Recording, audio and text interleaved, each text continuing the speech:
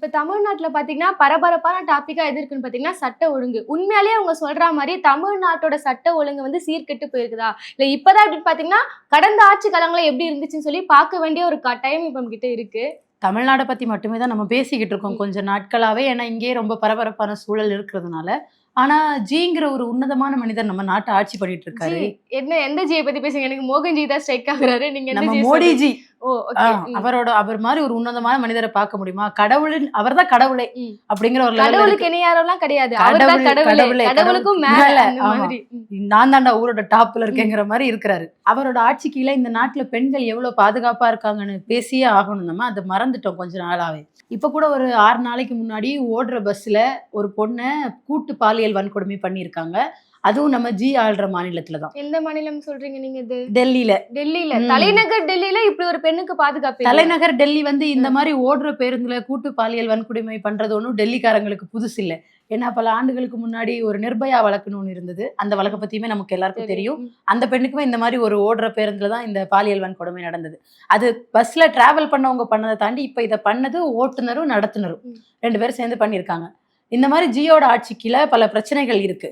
நம்ம இந்த நேரத்துல முக்கியமா பார்க்க வேண்டிய ஒரு விஷயம் இருக்கு. பாஜக ஆள்ற மாநிலங்கள் எல்லா விதமான குற்ற சம்பவங்களும் நடந்துகிட்டு இருக்கு. சொல்ல போனா மத்த மாநிலங்களை விட தமிழ்நாடு அப்படிங்கிற மாநிலம் 80% பாதுகாப்பான மாநிலமாவே இருக்கு. அது நம்ம சொல்றதை விட என்சிஆர்பி அவங்க ரிப்போர்ட் கொடுத்தாங்க. அந்த டேட்டா படி மத்த ஸ்டேட்ஸை விட 80% நம்ம பாதுகாப்பா தான் இருக்கோம். இப்படி இருக்கிற பட்சத்துல சட்ட ஒழுங்கு சரியில்லை, பெண்கள் பாதுகாப்பு சரியில்லை அப்படிங்கிற ஒரு விஷயம் இப்ப நடந்து முடிஞ்ச தேர்தலுக்கு முன்னாடி பிஜேபியை சார்ந்தவங்களா இருக்கட்டும், என்டிகே, டிவிகே இந்த மாதிரி கட்சியில உள்ளவங்களால கொண்டு செல்லப்பட்டு மக்கள், அதாவது தரவுகள் தாண்டி இந்த மாதிரி விஷயங்கள் பொதுவெளியில பேசப்பட்டு பிரச்சாரங்களுக்கு பயன்படுத்தப்பட்டு எப்படி மக்கள் மனசுல ஆழமா வேரூன்றி இருக்குங்கிறதையும் நம்ம பேசணும். அதுக்கு முன்னாடி தமிழ்நாடு மற்ற ஸ்டேட்ஸை விட எந்தெந்த விஷயங்கள்ல பெஸ்டா இருக்குன்னு கம்பேர் பண்ணி ஆக வேண்டிய கட்டத்துல நம்ம இருக்கிறோம். இப்போ நம்ம ஒவ்வொரு குற்றங்களா பார்ப்போம். பெண்களுக்கு எதிரான குற்றங்கள் வந்து எந்த மாநிலத்துல அதிகமா இருக்கும்னு நீங்க நினைக்கிறீங்க? தமிழ்நாடுங்க. இப்ப மோடி அவர்களே வந்து 2024 மக்களவை தேர்தலுக்காக பிரச்சாரத்துக்கு வந்திருந்தாரு. அவரே சொல்லியிருந்தாரு, பாருங்க இந்தியாவிலேயே தமிழ்நாட்டுல மட்டும் தான் பாதுகாப்பே இல்லைங்க, எனக்கு ஓட்டு போடுங்க, தாமரை மலர்ந்துச்சுன்னா தமிழ்நாட்டுல பெண்களுக்கு பாதுகாப்பும் மலரும், இப்படி எல்லாம் பேசினாருங்க. அப்ப தமிழ்நாடு தாங்க முதல் இடத்துல இருக்கு. பெண்களுக்கு பாதுகாப்பே இல்லைங்க. அதுதான் கிடையாது. ஏன்னா பெண்களுக்கு எதிரான குற்ற சம்பவங்கள் அதிகமா நடக்கிற இடங்கள்ல டாப் 10ல டாப் 3 பிளேஸ்ல இருக்கிறது உத்தரப்பிரதேசம், ராஜஸ்தான், மகாராஷ்டிரா. நம்ம ஜி ஆள்ற மாநிலங்கள் தான் டாப் 3ல இருக்காங்க. இவங்க டாப் 3ல இருக்கிறத தாண்டி அந்த டாப் 10ல தமிழ்நாடு இல்லவே இல்லை. ஆனா அங்க இருந்து இங்க வந்து பாருங்க பெண்களுக்கு பாதுகாப்பு இல்லை, எங்க கட்சிக்கு ஓட்டு போடுங்க, பெண்கள் பாதுகாப்பு நாங்க எவ்வளவு நல்ல விதமா கொடுக்குறோம்னு சொல்லிட்டு பிரச்சாரம் பண்ணாங்க. இன்னொரு விதமான குற்றத்தை பார்க்க வேண்டியிருக்கு. தலித்துகள், ஒடுக்கப்பட்டவர்களுக்கு எதிரான குற்றங்கள். இந்த குற்றங்கள்லையுமே டாப் 10ல தமிழ்நாடு இல்லை. ஆனா இங்க இருக்கிற சில தலித் அமைப்புகளை சேர்ந்தவங்க பேசும்போது ஒட்டுமொத்தமா இந்தியாவை கம்பேர் பண்ணாலே தமிழ்நாட்டுல இந்த மாதிரி குற்றங்கள் அதிகமா நடக்குதுங்கிற மாதிரி ஒரு வாய்ஸை ரைஸ் பண்ணாங்க. போன தேர்தல் சமயத்திலே சரி, அதுக்கு முன்னாடியும் சரி. ஆனா இந்த குற்றத்துல கூட, அதாவது தலித்துகளுக்கு எதிராக நடக்கிற குற்றங்கள்ல கூட முதல் 3 இடங்கள்ல உத்தரப்பிரதேசம், மத்திய பிரதேசம், பீகார் இந்த 3 மாநிலங்கள் தான் இருக்கு. அவங்க சொல்ற எந்த ஒரு குற்றச்சாட்டுலயும் தமிழ்நாடு வரவே, அதாவது தமிழ்நாட்டுல குற்றமே நடக்கல நம்ம அப்படி கிடையாது. ஆனா கம்பேரிட்டிவ்லி அவங்க ஒரு நரேட்டிவ் செட் பண்ணாங்கல, தமிழ்நாடு தான் முதலிடம், தமிழ்நாட்டு தான் ஒரு மோசமான மாநிலமா இருக்குன்னு சொன்னாங்க. கம்பேரிட்டிவ்லி அந்த மாதிரி ஒரு விஷயமே கிடையாது. இது டேட்டாவில நீங்க டேட்டாவில, ஏன்னா ஒரு வருஷத்துக்கு சராசரியா 1100ல இருந்து 1300 வரைக்கும் SC ST பிரிவுகளின் கீழ் அந்த ஜாதிய வன்கொடுமைகளுக்கு எதிராக வழக்குகள் பதியப்பட்டு தண்டனைகளும் வாங்கி கொடுக்கப்பட்டிருக்கு தமிழ்நாட்டுல. ஆனா இத பத்தி எந்த விதமான தலித், அம்பேத்கர் அமைப்புகளோ யாருமே பேச மாட்டாங்க. இல்ல, இந்த தமிழ்நாடை பொறுத்தவரையுமே அது ஒரு முற்போக்கான ஒரு மாநிலம். இந்த இடத்துல வந்து அதிகமான அளவுல வந்து ஒரு சாதி வன்கொடுமைகள் பார்க்க முடியாது. இந்த காலகட்டத்து வரையுமே எல்லாருமே ஒரு சமத்துவ அறிக்கை ஒருவேளை வந்துட்டாங்க. ஏன்னா மூலமுடுக்க நடக்குது இந்த மாதிரி விஷயங்கள். ஏன்னா நம்ம இப்படி பொதுவா சொல்லிட முடியாது. என்னதான் ஒப்பீட்டு அளவுல வட மாநிலங்களை விட இங்க கம்மியாவே இருந்தாலும் இங்க இருக்கிற தென் மாநிலங்கள்ல அந்த ஜாதிய பிரிவினைகள் அதிகமா இருக்கு. அதை கட்டுக்குள்ள கொண்டு வர்றதுக்கு அரசாங்கமும் சரி, காவல்துறையும் சரி அவங்களால முடிஞ்ச முயற்சிகளை பண்ணிட்டு தான் இருக்காங்க. இதுக்கு முன்னாடி சாதிய வன்கொடுமைக்கு சிறப்பு சட்டம் இயற்றணும்னு ஒரு கோரிக்கை வச்சாங்க. அதை போன திமுக அரசு செய்யாம இருந்த வரைக்கும் அதுக்கு ஒரு அலிகேஷன் வச்சு, அதுக்கு ஒரு குற்றச்சாட்டு வச்சு, அது நல்ல விஷயம், கேட்க வேண்டிய விஷயம் கேட்டாங்க. அதுக்கப்புறம் சட்டமன்றத்துல மசோதா நிறைவேற்றி சட்டம் இயற்றினாங்கன்னு நினைக்கிறேன். அட்லீஸ்ட் இந்த குற்றங்கள் நடந்தாலுமே, குற்றங்கள் நடந்தா அதை தடுக்க வேண்டிய நடவடிக்கையாவது ஒரு அரசு ஈடுபட்டு இருக்கு. ஆனா அதை பத்தி பேசுறதுக்கு இவங்களுக்கு விருப்பம் இல்லை. ஏன்னா இது இவங்களுக்கு தலித் மேல இருக்கிற பாசங்கிறத தாண்டி திமுக மேல இருக்கிற ஒரு வெறுப்பு. இப்ப நான் திமுகவை டிஃபெண்ட் பண்றேன்னா கிடையாது. ஏன்னா இந்தியாவில் நடக்குது, அப்ப தமிழ்நாட்டுல நடந்த அது என்னோட கொஸ்டின் கிடையாது. ஒரு நாடா, ஒரு முழு நாடா இருக்கிற இடத்துல மத்த மாநிலங்களை விட நான் பெட்டரா இருக்கேன், மத்த மாநிலங்கள்ல நடக்கிறத விட நான் இருக்கிற தமிழ்நாடு கொஞ்சம் பாதுகாப்பா இருக்குங்கிற ஒரு எண்ணம் எனக்கு இருக்கு. அதனாலதான் நான் போன ஆட்சியை பத்தி இவ்வளவு தூரம் பேசுறேன். சாதிய கொடுமைகள் பத்தி நம்ம பேசணும். அடுத்ததா வந்து இந்த குழு ரீதியான தாக்குதலாம் நடத்துவாங்கல்ல. எப்படி பாத்தீங்கன்னா சமீபத்துல இந்த கிறிஸ்துமஸ் பண்டிகைலாம் வந்துச்சு. அப்ப வந்து இந்த RSS கும்பலா என்ன பண்ணாங்கன்னா இப்ப கிறிஸ்தவர்கள் மீது தாக்குதல் நடத்துது. இந்த மாதிரி குழு ரீதியான வன்முறைகள்லாம் தமிழ்நாட்டுல நம்மளால ஏதாவது கிறிஸ்தவ பண்டிகை வந்தா கிறிஸ்தவர்கள் மேல தாக்குதல் நடத்துறதும், இந்த பக்ரீத் அந்த மாதிரி பண்டிகைகள் வரும்போது அவங்க தொழுற இடங்கள்ல வேணும்னே பிரச்சனைகள் பண்றதும் RSS காரங்க வட மாநிலங்கள்ல தான் பண்ணிட்டு இருந்தாங்க. தமிழ்நாட்டுல அந்த மாதிரி ஒரு சூழல் நிலவல. அந்த மிகப்பெரிய உணவு அரசியல் ஒண்ணு பண்ணுவாங்க. இந்த மாதிரி டைம்ல வந்து மாட்டு இறைச்சியை வச்சுட்டு கும்பலா போயிட்டு யார் வீட்டுல ஒரு பைய கொண்டு போனாலும் நீ அதுல மாட்டு இறைச்சி தான் கொண்டு போனேன்னு அடிப்பாங்க. எதுக்கு அடிக்கிறாங்க, ஏன் அடிக்கிறாங்கன்னு தெரியல. நீ முஸ்லீமா, நீ என்கிட்ட அடிவாங்க அப்படிங்கிற ஒரு தாட்ல இந்த விஷயம் தமிழ்நாட்டுல நடக்குமா? இப்ப இங்க வந்து ஒரு இஸ்லாமியரோ யாரோ ஒருத்தர் மாட்டு இறைச்சியை சாப்பிடுறாங்கன்னா நீ சாப்பிடக்கூடாது, நான் வீடு புகுந்து வந்து உன் வீட்டுல என்ன கறி வேகுதுன்னு பார்த்து நான் அடிப்பேன்னு சொல்ற விஷயங்கள் தமிழ்நாட்டுல இல்ல. இதுக்கு ஒரு முக்கியமான எடுத்துக்காட்டா இப்ப திருப்பரங்குன்றம் தீப விவகாரம், அதுல தமிழ்நாடு அரசு என்ன ஸ்டாண்ட் எடுத்ததுங்கிறது ரொம்ப முக்கியமான விஷயம். இந்த மாதிரி மத ரீதியான கலவரங்களோ எதுவுமே தமிழ்நாட்டுல அதிகமா நடக்கிறது இல்ல. இப்ப கொள்ளை குற்றங்கள் அந்த ரீதியில பார்த்தோம்னா கூட அதுல முதல் 3 இடங்கள்ல இருக்கிறது அதே உத்தரப்பிரதேசம், அதே பீகார், அதே மகாராஷ்டிரா. இதுல முதல் 5 இடத்துல தமிழ்நாடு இல்லவே இல்லை. இப்படி முக்கியமான குற்றங்கள், முக்கியமா இவங்க சொல்ற சட்டம் ஒழுங்கு, பெண்கள் பாதுகாப்பு, இப்படி எதுலையுமே இது வரைக்கும் கொடுத்த டேட்டா படி தமிழ்நாடு முதல் இடத்துல இல்ல. இப்ப ரீசெண்ட் டேட்டா பாத்தீங்கன்னா 2023 டேட்டா படி இப்பனா ஹையஸ்ட் கிரைம் ரேட், அதாவது அதிகமாக நடக்கக்கூடிய அந்த சைபர் கிரைம் ரேட்ல நம்ம 2024 to 25 கணக்கெடுப்பு படி பாத்தீங்கன்னா உத்தரப்பிரதேசம் முதல் இடத்துல, அதுக்கப்புறம் ஜார்க்கண்ட், அருணாச்சல பிரதேசம், மேகாலயா, டெல்லி. என்ன சொன்னாரு, எல்லாத்துலயும் முதல் இடத்துல கொண்டு வரேன்னாரு. எப்படி கொண்டு வந்திருக்காரு? நீங்க தமிழ்நாட்டுல ஒரு வாய்ப்பு கொடுத்தா தமிழ்நாடு முதல் இடம் வந்தும், இப்ப தமிழ்நாட்டுல நீங்க இன்னொரு பேபிக்கு வாய்ப்பு கொடுத்திருக்கீங்க, அவர் RSS ஓட பேபிக்கு அப்படி நம்ம சொல்ல திரும்ப சொல்லிருக்காரு. இந்த இடத்துல வந்து இந்த ஹையஸ்ட் கிரைம் ரேட் லிஸ்ட்ல வந்து தமிழ்நாடு வரவே வரல. அடுத்தனா பாத்தீங்கன்னா அடிக்கடி குற்றம் நடக்குது, இந்த ஹாட் ஸ்பாட்னு சொல்லுவாங்க. இதுல பாத்தீங்கன்னா இதுலயும் நம்ம தலைநகர் தான் வந்து முதல் இடத்துல இருக்கு. டெல்லி, பீகார், தலைநகரம் எல்லாத்துலயும் முதல் இடம் தான். இந்த லிஸ்ட்ல தமிழ்நாடு வரவே இல்லை. அடுத்த உமன் கிரைம், இதுல வந்து பாத்தீங்கன்னா ஆர்டர் படி அடுக்கணும்னா இந்த 2023 அந்த அறிக்கையின்படி டெல்லி, ஹரியானா, தெலுங்கானா, ராஜஸ்தான், ஒடிசா இதிலும் தமிழ்நாடு கிடையாது. சோ இந்த அளவுல தான் நம்மளோட பெண்கள் பாதுகாப்புலயும் சரி, குற்றப்பத்திலும் சரி, சோ இது மாதிரிதான் பெண்கள் பாதுகாப்பும் சரி, குற்ற சம்பவங்களும் சரி, தமிழ்நாடு அந்த டாப் 10ல நீங்க சொன்ன மாதிரி வரவே இல்லதான். தமிழ்நாடு ஒரே ஒரு விஷயத்துல 3வது இடத்துல இருக்கு. அது என்னன்னு நம்ம பார்க்கணும். அதே நேரத்துல அந்த இடத்துல முதல் இடத்துல இருக்கிறது கேரளா, 3வது இடத்துல தமிழ்நாடு இருக்கு. அது என்னன்னா மொத்தமா கிரைம் ரெக்கார்ட்ஸ், அதாவது எவ்வளவு வழக்குகள் பதியப்படுதுங்கிறதுல தமிழ்நாடு 3வது இடத்துல இருக்கு. இது எதனால ஒட்டுமொத்தமா பார்க்கும்போது அதிகமா கிரைம் இங்கதான் நடந்திருக்கிற மாதிரி தோணும். ஏன் 3வது இடத்துல இருக்குன்னா சின்ன சின்ன பெட்டி கேஸ் கூட FIR பதிவு பண்றது, வெளிப்படைத்தன்மையா இருக்கிறது தமிழ்நாட்டுல அதிகமா இருக்கிறதுனாலதான் ஒட்டுமொத்தமா பார்க்கும்போது கிரைம் ரேட் அதிகமா இருக்கிற மாதிரி தோணுது. ஆனா தனித்தனியா இந்த மாதிரி விமனுக்கு அகைன்ஸ்டான கிரைமா இருக்கட்டும், கொலை குற்றமா இருக்கட்டும், ஒடுக்கப்பட்டவர்கள் மீது நடத்தப்படுற தாக்குதல்களா இருக்கட்டும், இந்த விதத்துல பார்க்கும்போது மற்ற மாநிலங்களோட, முக்கியமா பிஜேபி ஆள்ற மாநிலங்களோட ஒப்பிடும்போது தமிழ்நாடு ஃபேர் பெட்டரா இருக்கு.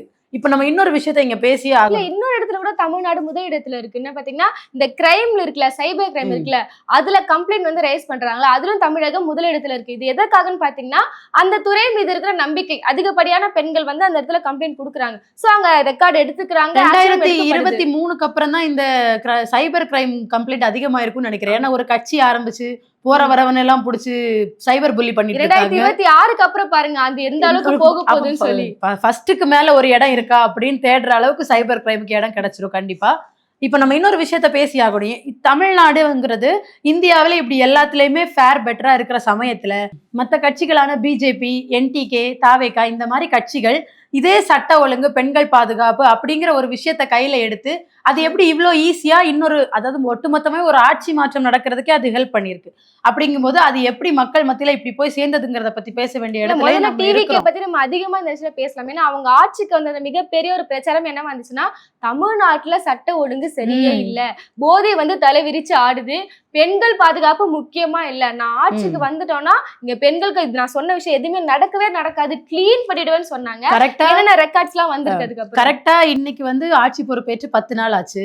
இது வரைக்கும் கஞ்சா போதையில 4 பேரை கொலை பண்ணிருக்காங்க. கொலை தாண்டி கஞ்சா செடியை வளர்த்திருக்காங்க. அதுக்கப்புறம் எத்தனை கொலை, ஐஜி பங்களா முன்னாடி கொலை பண்ணப்படலைனாலும் அந்த பொண்ணு அந்த பையன் எவ்வளவு கேவலமா ரொம்ப மோசமா தாக்கியிருக்கான். இதுதான் பெண்கள் பாதுகாப்பா?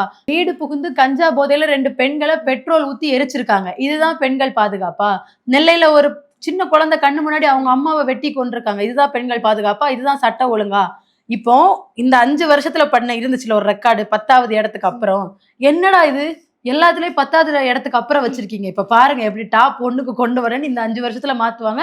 இந்த 10 நாள்ல அதுக்குரிய வேலைகள்லாம் நடந்துகிட்டு தான் இருக்கு. சட்ட ஒழுங்குன்றது நம்மளுக்கு இன்னொரு புரிதல் தேவைப்படுது. சட்ட ஒழுங்கு சீர்கெட்டு போயிருக்குன்னு சொல்லி நம்ம இன்னொரு கோணத்துல எப்படி பார்க்கணும்னா, ஒரு குற்றம் நடக்குதுன்னா அதை வந்து காவல்துறையால கண்ட்ரோல் பண்ண முடியல அப்படின்ற நிலை வருதுல்ல, அதுதான் வந்து இங்க சட்ட ஒழுங்கு சீர்கேடு.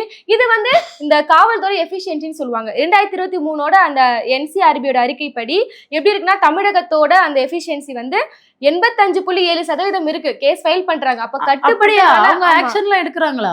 இவங்க என்னடானா கண்டுக்கிறதே இல்ல, முதல்வர் வந்து தூங்குறாருங்கிற லெவலுக்கு பிரச்சாரம் பண்ணிட்டு. அதுதாங்க சட்ட ஒழுங்கு சீர்கேடுன்றது. அதாவது ஒரு காவல்துறை நடவடிக்கை எடுக்காம போதா. இப்ப ரீசெண்டா பாத்தீங்கன்னா இந்த சாத்தான்குளம் இஷ்யூ, இதுல வந்து அதிமுகவோட பீரியட்ல வந்து அவங்க குற்றவாளிகளே இல்ல மாதிரி காவல்துறை டிஃபெண்ட் பண்ணாங்க. ஆனா இந்த ஆட்சியில என்ன நடந்துச்சு? அத்தனை பேருக்குமே வந்து மரண தண்டனை. சாத்தான்குளம் விடுங்க, சாத்தான்குளம் ஒரு முக்கியமான பிரச்சனை. பொள்ளாச்சியில அந்த பொண்ணுக்கு பாலியல் கூட்டு வன்கொடுமை பண்ணவங்களுக்கு அதிமுக பீரியட்ல அவங்கள பாதி பேர் அதிமுகல உள்ளவங்களே அப்படிங்கறதுனால அவங்கள காப்பாத்த ட்ரை பண்ணதும், அதிமுகவோட அபிஷியலா இருக்கிற அந்த வக்கீல் அவரை அவங்களுக்காக வாதாடினதெல்லாம் நடந்திருக்கு. இந்த ஆட்சியில தானே தண்டனை வாங்கி கொடுத்தாங்க. சோ ஒரு பிரச்சனை நடக்குது, இப்ப மற்ற மாநிலங்கள்ல நடக்குது, இங்கேயும் நடக்கலாம் அப்படி கிடையாது. ஒரு பிரச்சனை நடக்கும்போது அதுக்கு அரசாங்கம் என்ன விதமான ஆக்ஷன் எடுக்கிறங்கிறது ரொம்ப முக்கியம். ஏன்னா நீங்க எப்படி கம்ப்ளைண்ட் ரைஸ் பண்றீங்கன்னா, தமிழ்நாடு அரசு, அதாவது இதுக்கு முன்ன 2026 தேர்தலுக்கு முன்னாடி வரைக்கும் தூங்குறாங்க, எந்த ஆக்ஷனும் எடுக்கிறது இல்ல அப்படிங்கிற ஒரு கம்ப்ளைண்ட்டை நீங்க வச்சீங்க. ஆனா தரவுகள் அடிப்படையில பார்க்கும்போது இங்கதான் அதிகமா ஆக்ஷன்ஸ் எடுக்கப்பட்டிருக்கு. இல்ல, தரவுகளை இவங்க வச்சாங்கன்றதை தாண்டி அந்த நரேட்டிவ் செட் பண்ணப்பட்டிருக்கு.